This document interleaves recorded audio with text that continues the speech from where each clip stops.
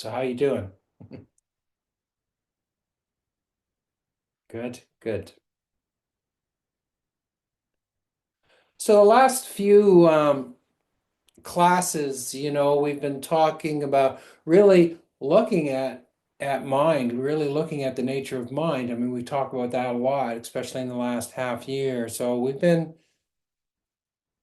focusing on that, focusing on coming back into that place that is that essential part of our being.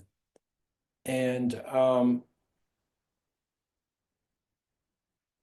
I think it's really important to remember that, to get in touch with that. We sometimes call it the view, to be able to have a real, not only a intellectual sense of what that is, but also a sense of the experience of that. And so we've been doing a lot of talking around that and meditation around that ground of being, that aspect of ourselves, if you will, that is pure awareness, that aspect that is not, that is the container as opposed to the content. So it's really important, I think, to have that as a base to understand that that's where this meditation or these practices are leading. And then the practice of what we call purification is doing the work of all the things that trip us up, is doing the work of seeing and working with all of those things that cloud the water of pure perception. And the idea that the pure perception is already here is also an important point. So we're not trying to create something, we're trying to discover what already is. And some of the words to describe that are simplicity, or just our basic nature. So we're not looking for, if you will, a manifestation of God or enlightened consciousness, although in some ways we can and we do talk about that, but we're looking for just the basic ground of awareness and seeing that in our daily life, understanding that behind all of this activity, there is this basic sense of beingness. So the view is reminding ourselves, going back to that understanding. And sometimes it's an experience, and sometimes it's an intellectual understanding, which is okay, because at least it points us in the right direction.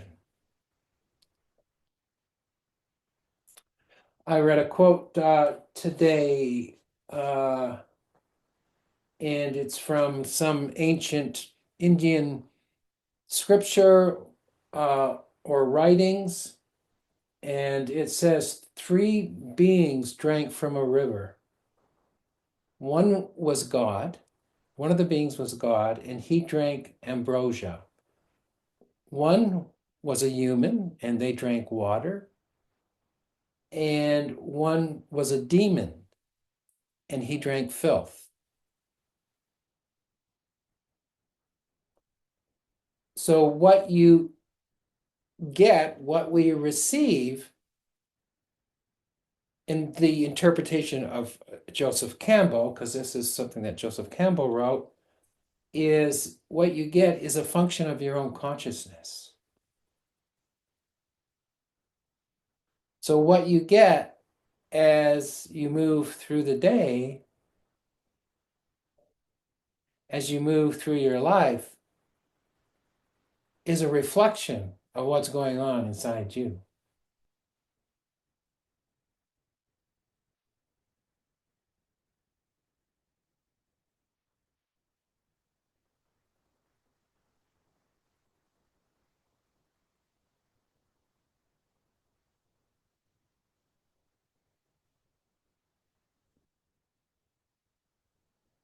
Sure, there's things that appear on the outside, but your relationship to it, your reaction to it, is always a reflection of your own state of mind.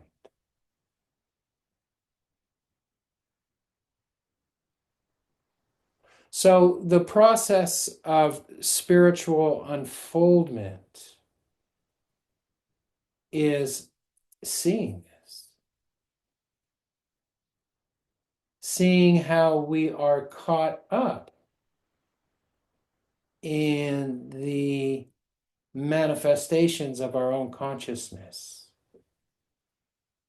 This consciousness that sees a separate self, this consciousness that sees the idea of being able to control, this consciousness that has a very narrow focus on all of this. And that focus is the sense of self.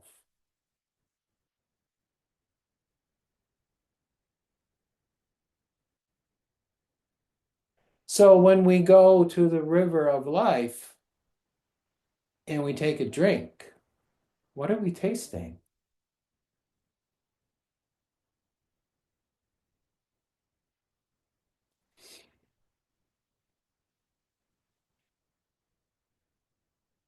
And in some ways, the process is to just get the taste of the water,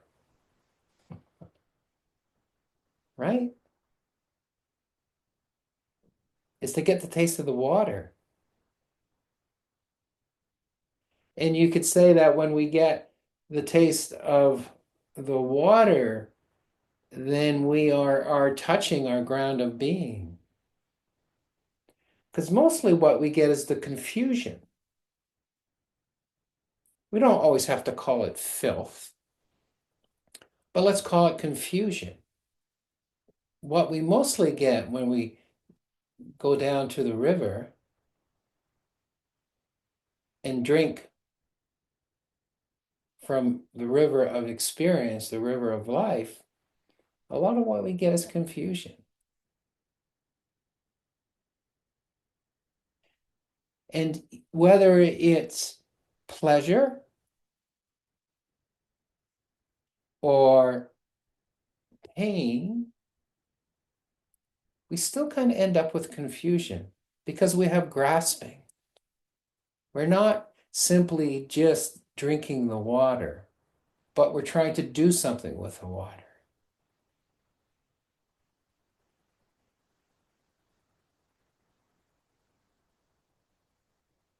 So somebody enters our day,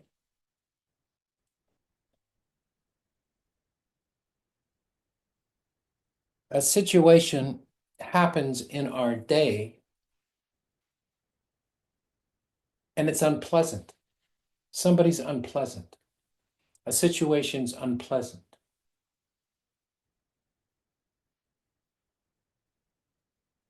What we taste is the unpleasantness. There's a color. There's a color that's been dropped into the water. But what we're trying to see is we're trying to see just the water, that underneath this experience of pleasant, unpleasant, underneath this experience of this thing that's happening to us in the moment is just the purity of the experience. It's just water.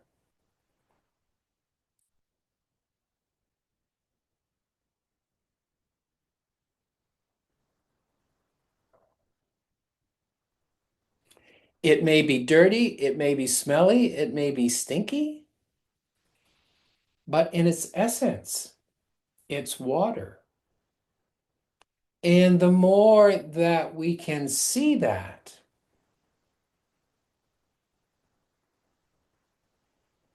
the more we become human, just human.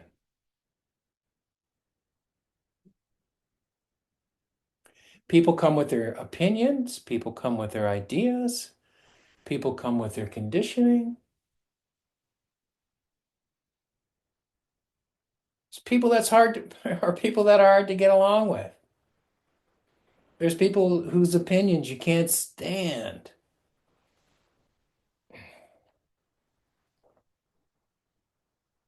Let it be. Can you just let it be? Can you just let that manifestation be and say it's just water?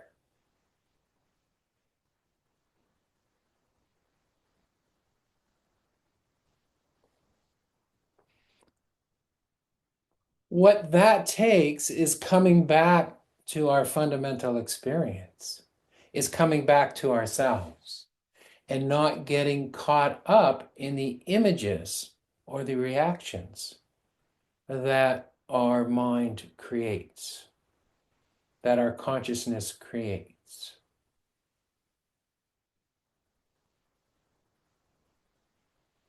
Because if we see the problem, if we don't see the water, and all we see is the turbulence, all we see is the food dye that's being poured into that glass, then that conditions how we view the world. So the view is learning to purify our perception.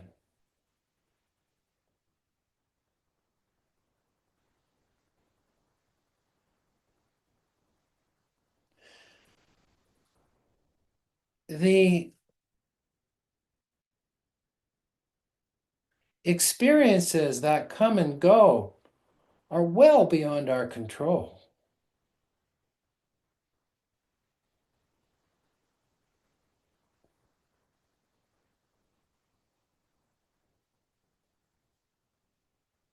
They're sets of conditions that come together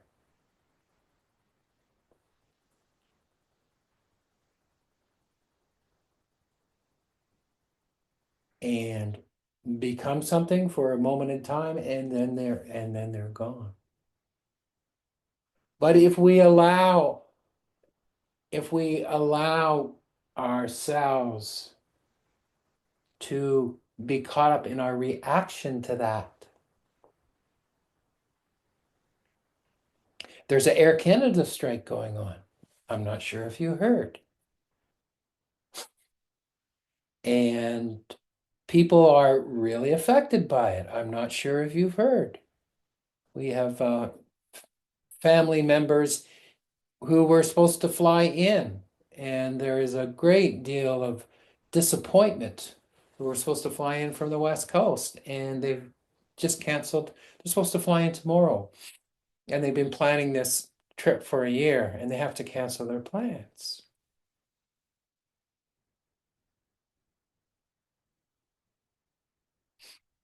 And depending on where you are in the political specter, you may or may not be offended that, that the man the CEO of Air Canada has made over $12 million last year. He's telling people they don't need to make any more money, that they should be satisfied. Maybe that irritates you. Irritates me, bugs the heck out of me. I have to be careful. I'm Irish, a long history. But we have these experiences, we can't avoid them, right? I'm thinking about my family members and the disappointment, and there's a whole bunch of thoughts that come along with this sort of experience.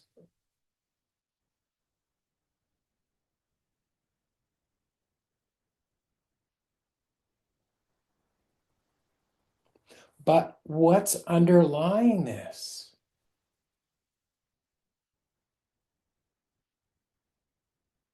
And when we get to that, there is a clarity of view that comes up. Because if we're stuck in the reaction, it just continues. It it conditions our consciousness. It conditions our day. It conditions our consciousness. And what these teachings are pointing to is this underlying purity that allows us to see things from a much wider view and a truer view, a truer perspective.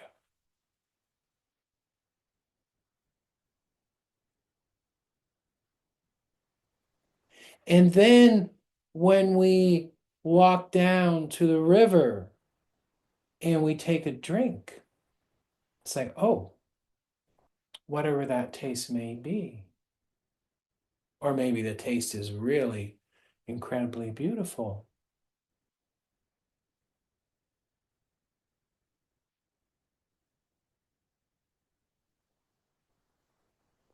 But it's just water. It's just water.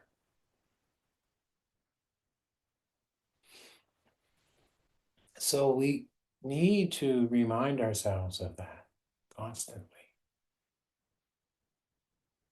So we have the intellectual view, the understanding of this sense of ground of being, nature of being, and then we have glimpses of it. And our meditation practice allows us, is an access point, isn't it? We get close to it. We can spend time with it. We develop confidence in it. So even when we have the reactions, we're not sticking to it. So even when we have the reactions, if we're not sticking to it, we're not creating the karma. We're not creating the future manifestations of mind. We're not supporting those aspects of our consciousness that are not nice. We're supporting that aspect of consciousness that is purity of view. Because when we react and we get caught up in the reaction and we don't contemplate the underlying purity of the water, we're just creating more karma for ourselves. We're just creating more of that quality of consciousness that is reactive or unpleasant or divisive or argumentative or whatever it may be.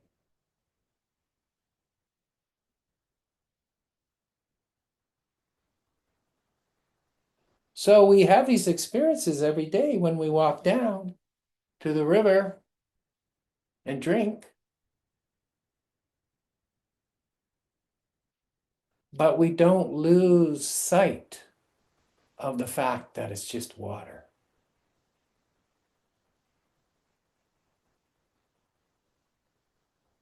Whatever else has been added to it.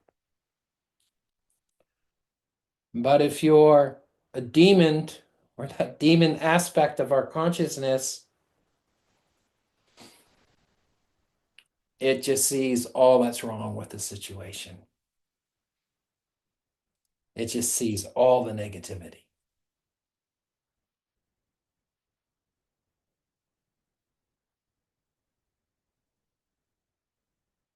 And in the realms of the gods, it has seen deeply, they have seen deeply into the nature of water.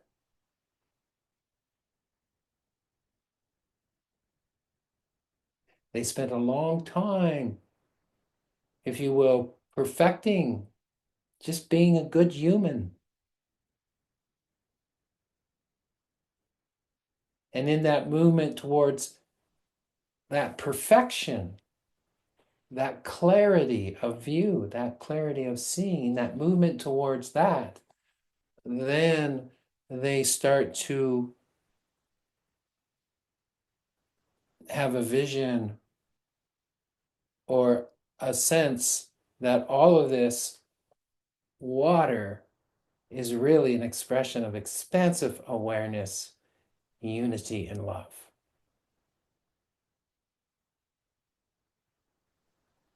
Because that's what it is.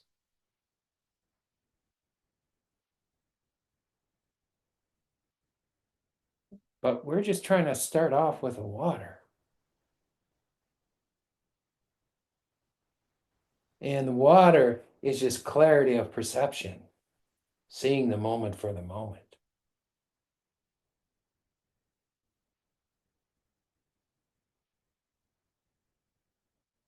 seeing it for what it is, insubstantial. All these manifestations, all this stuff going down, the good, the bad, and the ugly.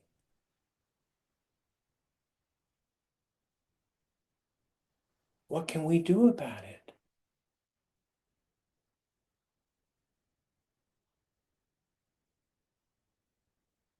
Well, we develop this clarity within ourselves.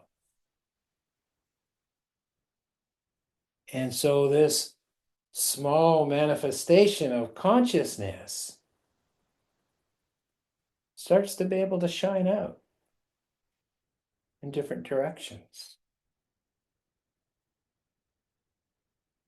and share that clarity of view, and share that love, share that purity of perception.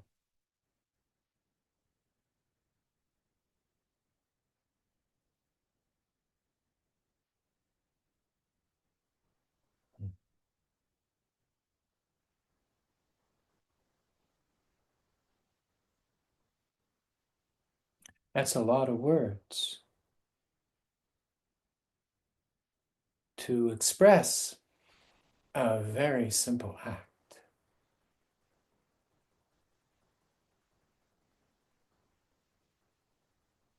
Simplicity. Just this. Just this.